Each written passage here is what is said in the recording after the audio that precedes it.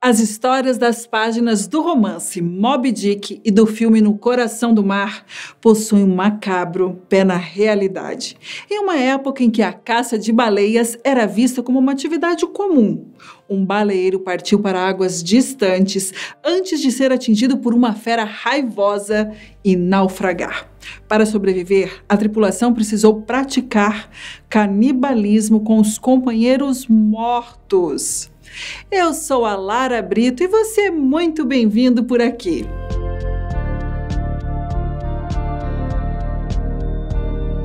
Era o dia 12 de agosto de 1819, quando o baleeiro Essex zarpou do Nantucket, no estado americano de Massachusetts, para uma jornada de 2 anos e meio no mar. Um tempo consideravelmente longo, perto das viagens de outro baleeiro em anos anteriores, mas que agora era necessário pelas consequências da caça de baleias. No início do século XIX, a indústria baleeira era um dos destaques do mercado.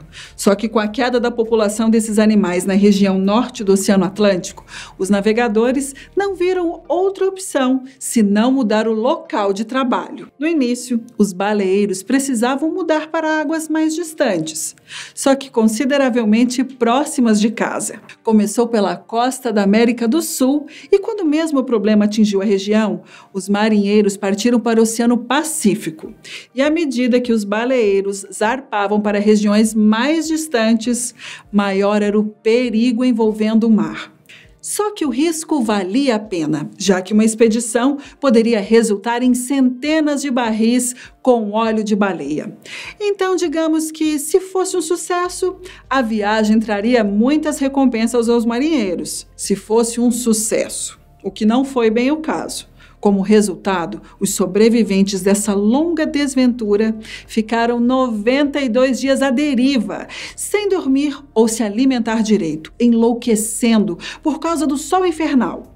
Mas calma que eu já vou chegar lá. O fato é que Essex estava há 2 décadas em operação e para esse trabalho tinha no comando o capitão George Pollard Jr., de 28 anos, além de 19 tripulantes, incluindo um homem chamado Owen Tacey, como primeiro imediato. Para surpresa de todos, depois de apenas 3 dias em alto mar, o baleeiro foi atingido por uma violenta tempestade.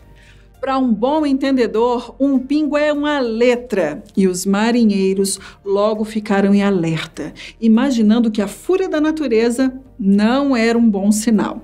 Ainda assim, o capitão Pollard seguiu a viagem, mas precisou fazer uma parada para realizar alguns reparos no Essex. Antes de seguir para o Pacífico, os caçadores conseguiram capturar o primeiro cachalote em uma região próxima ao Brasil.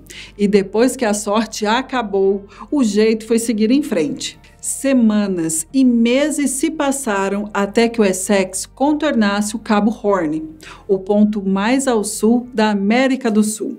Era janeiro de 1820 e até aquele momento a tripulação havia encontrado poucas baleias. Só que a situação acabou mudando quando a embarcação avançou em direção ao Peru.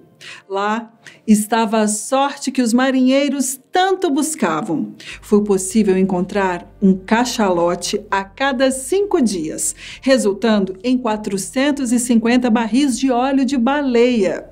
E antes de seguir em frente, o Essex fez uma parada nas ilhas de Galápagos para estocar mantimentos. É um pouco bizarro o que eles pegaram para se alimentar, mas digamos que era comum para a época: 60 tartarugas, cada uma com cerca de 45 quilos. E como se a viagem não estivesse recheada de azar e sorte, um dos tripulantes ateou fogo em Charles Island antes de zarpar. O que era para ser apenas uma brincadeira de mau gosto acabou se tornando um perigo, até mesmo para o Essex, que escapou por pouco.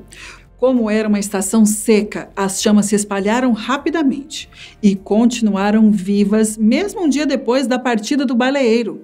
Aquilo deixou o capitão Pollard possesso, pois as chamas podem ter causado a extinção da flora local. Meses mais tarde, quando a embarcação já estava a mais de 2.000 quilômetros a oeste do Peru, a tripulação avistou algumas baleias e foi à caça. Enquanto o capitão Pollard e mais alguns tripulantes partiram em barco menor para procurar as baleias, Owen Chase, o primeiro imediato, teve que retornar ao Essex para fazer reparos em seu próprio barco, depois de ser atingido por um dos animais. Era dia 20 de novembro quando aconteceu. E não sei se você acredita em lendas do mar ou se já presenciou a calmaria das águas.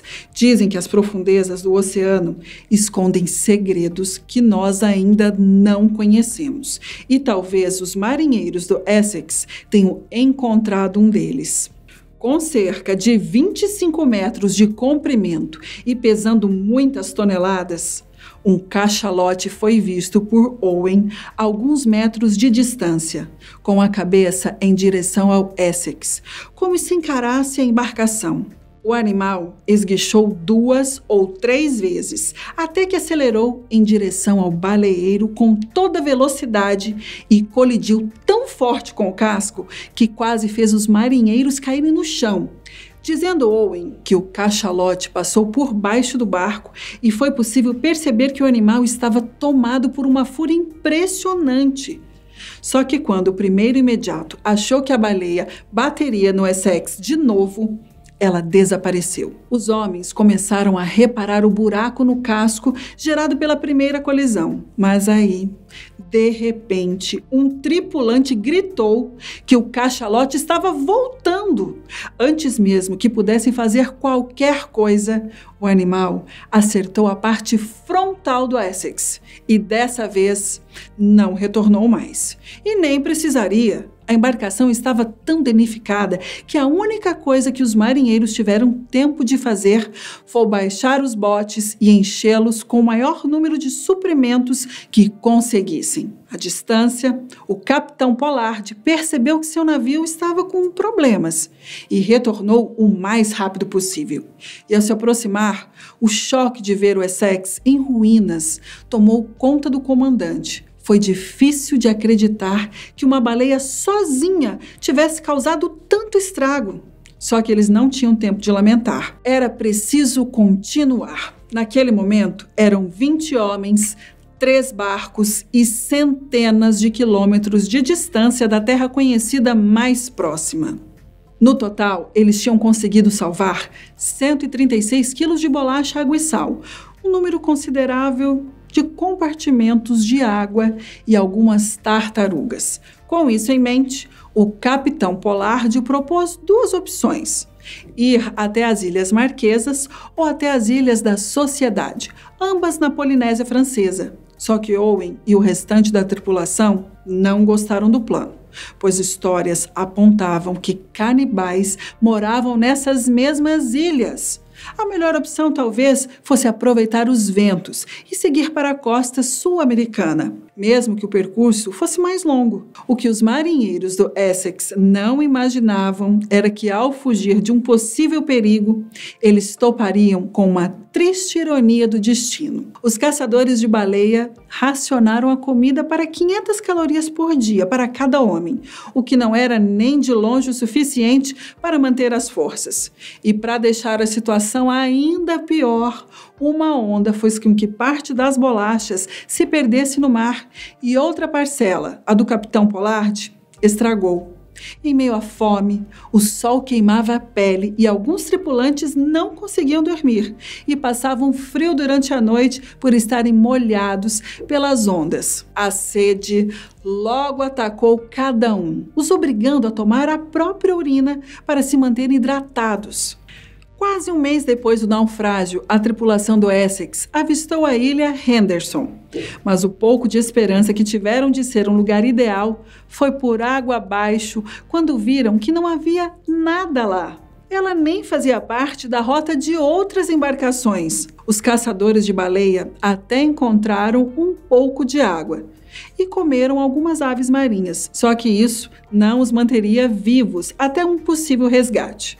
Foi então que, enquanto 3 tripulantes preferiram ficar na ilha, o restante decidiu tentar a sorte no mar. Passado alguns dias e depois de ficar bastante doente, o segundo imediato, Matthew Joy, não resistiu e se tornou o primeiro tripulante a morrer. Como pedia a tradição, o corpo dele foi jogado ao mar e desapareceu nas profundezas.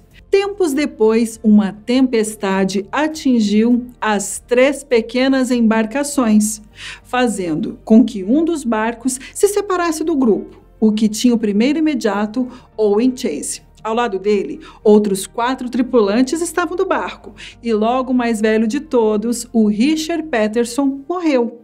Assim como Matthew Joy, Richard também foi jogado ao mar. Quase um mês depois, foi a vez de Zack Cowley descansar em paz. Só que ao invés de deixá-lo nas águas, os tripulantes não viram outra opção senão apelar para o canibalismo para sobreviver. E foi o que fizeram. Enquanto isso, os outros 2 barcos ainda estavam juntos e passaram por situações parecidas. À medida que os companheiros sucumbiam à morte, os sobreviventes apelavam ao canibalismo para continuarem vivos. E, de acordo com relatos, a tripulação retirava carne e certos órgãos para assá-los em uma simples chama improvisada. Acabou que os 2 barcos também se separaram e um deles, que não tinha o capitão Pollard, foi descoberto apenas anos mais tarde com 3 esqueletos dentro. Pouco tempo depois, o barco do capitão Pollard se viu em uma situação inimaginável. Sem mais comida, os caçadores de baleia decidiram fazer uma espécie de sorteio para decidir quem seria sacrificado em prol dos outros. Acabou que o escolhido foi o primo de 18 anos do capitão, um jovem chamado Owen Coffin. O que parece, Pollard tinha jurado protegê-lo e até se ofereceu para se sacrificar no lugar, mas Coffin não deixou. Um novo sorteio foi feito e Charles Ramsdale acabou sendo escolhido para puxar o gatilho. O jovem de 18 anos foi morto e consumido mais tarde naquele dia pelos 3 caçadores que sobraram. E cerca de 10 dias depois, um homem chamado Barzillai Ray morreu de causas naturais e também serviu como alimento para os 2 sobreviventes. Cerca de 3 meses depois do cachalote destruir o Essex, no dia 23 de fevereiro de 1821, o navio baleeiro Dolphin encontrou o barco do capitão Pollard. Dentro estavam o comandante e Charles Ramsdale, em meio aos ossos dos antigos companheiros. Coincidentemente, poucos dias antes, o barco com o primeiro imediato, Owen Chase, Benjamin Lawrence e Thomas Nickerson, também havia sido resgatado com os sobreviventes em meio aos cadáveres.